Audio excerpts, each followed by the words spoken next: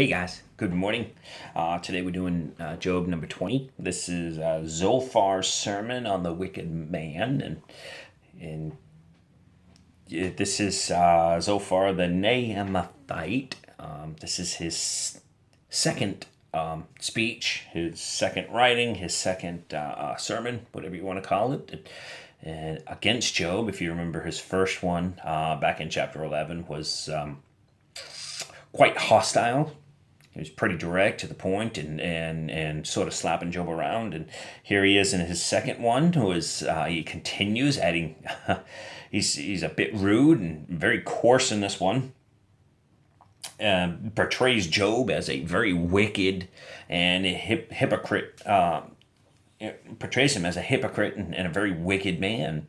And of course we know that not to be true. And he says some pretty sharp stuff in here.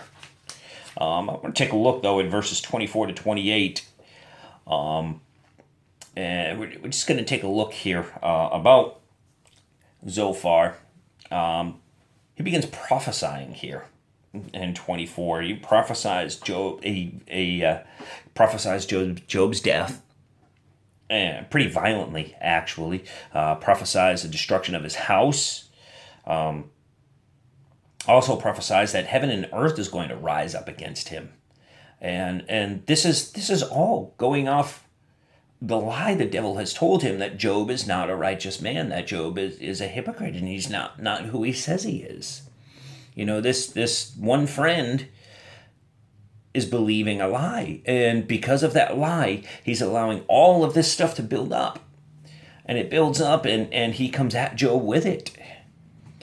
Guys and girls, before we give a word to a friend, before we open our mouths, we ought to seek the Lord and make sure it's truly coming from the Lord.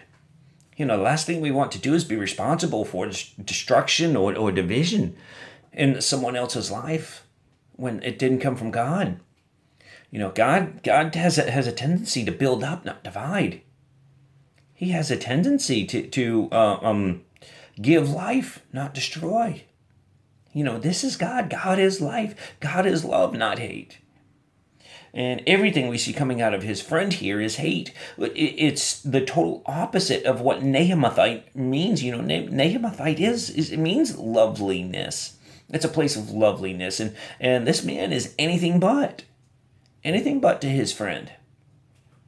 So that meaning of loveliness, it's deception. It's total deception. And, but for us, guys, girls, we need to, when we give a word, we need to be sure that our heart and our head and our spirit is in the right place.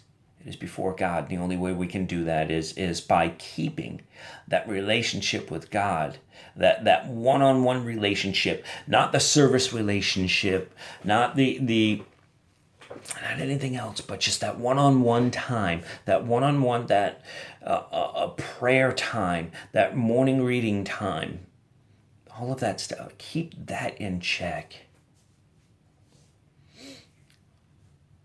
Keep your giving to God in check. Of your time, your talents, your treasures. Keep it all in check. Keep it all in line with His Word. And practice listening to His voice. I love you all. Have a super, super day.